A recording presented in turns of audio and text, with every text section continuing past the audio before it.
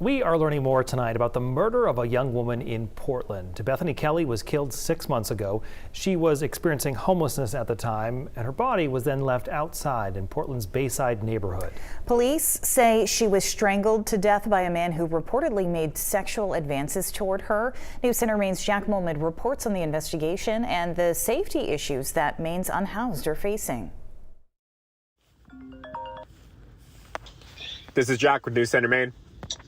Hi, Jack. This is Julie.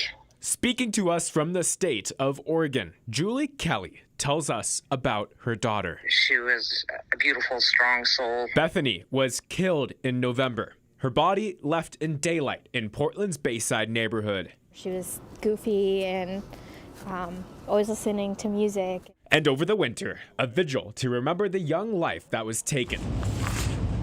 But then Portland police announced the arrest of 46-year-old Frederick Johnson in February, detailed in the report just released this week. We see the first-hand account of the investigation, with the medical examiner showing Kelley was strangled. The report also detailing how Johnson, Kelley, and another man all hung out the night before she died. How Johnson reportedly made sexual advances towards Kelley.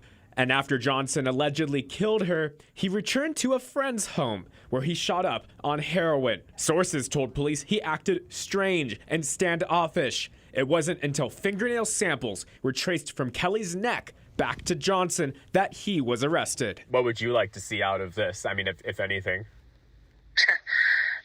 I'd like to see him do life. I mean, to pay for what he's done.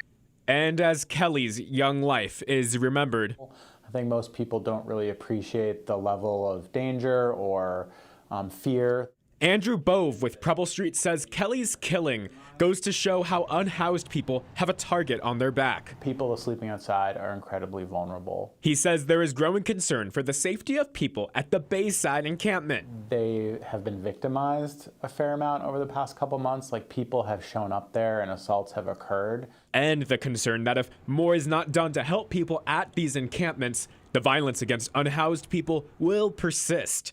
Something Kelley's family will never forget. She loved her son, for sure.